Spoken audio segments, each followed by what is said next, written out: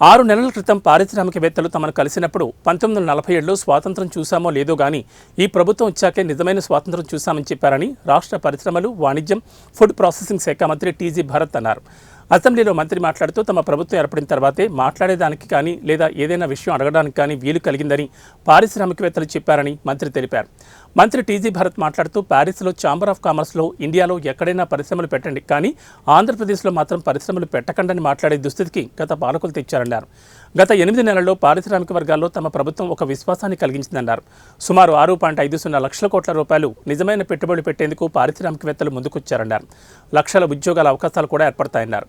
సభ్యులు విజయ్ కుమార్ రాజు, యార్లగడ్డ వెంకట్రావు, కృష్ణ చైతన్య, ఈశ్వరరావు చెప్పిన అంశాలను తాను తమ ప్రిన్సిపల్ సెక్రటరీ నోట్ చేసుకున్నామని, దాన్ని పారిశ్రామికవేత్తలతోనూ మా సమీక్షలలో ఖచ్చితంగా చర్చించి ఎప్పటికప్పుడు తగు చర్యలు తీసుకుంటామని మంత్రి టీజీ భరత్ చెప్పారు. లాస్ట్ 6 monthsలో వేరియస్ ఒక 2 మేజర్ థింగ్స్ వాళ్ళు ఎప్పుడు కమెంట్ చేసేది, సార్ మేము 1947 ఇండిపెండెన్స్ చూసినామా లేదా కానీ ఈ గవర్నమెంట్ వచ్చిన తర్వాత మాత్రం మేము రియల్ ఇండిపెండెన్స్ చూసినాము, మాట్లాడే వాళ్ళకి అడిగేదానికి ఏదైనా సబ్జెక్ట్ కానీ ఏమైనా తెలియాలంటే వచ్చి మాట్లాడే వాళ్ళు ఉన్నారు, పలకరించే వాళ్ళు ఉన్నారు అని చెప్తుంటారు సార్. అలాగే ఫార్ ఈస్ట్లో కంప్లీట్ అక్కడ ఛాంబర్ ఆఫ్ కామర్స్లో కానీ లేకపోతే వేరే ఫర్మ్స్ అంతా కూడా ఇండియాలో ఎక్కడైనా పెట్టండి బట్ ఆంధ్రప్రదేశ్లో మాత్రం పెట్టద్దండి అని చెప్తుంటారు సార్. ఆ రకంగా తయారైంది అనమాట లాస్ట్ 5 years.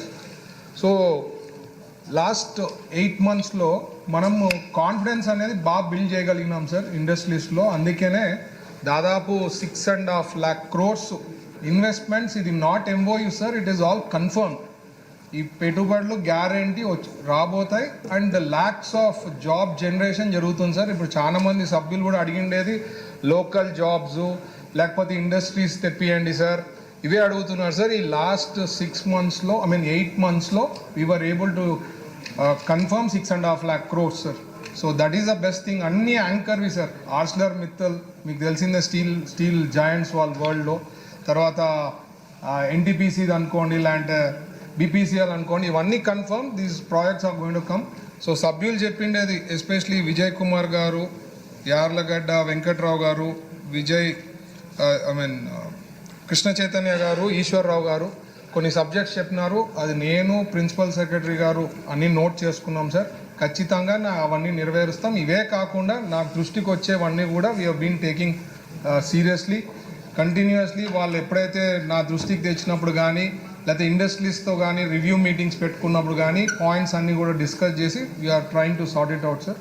సో ఖచ్చితంగా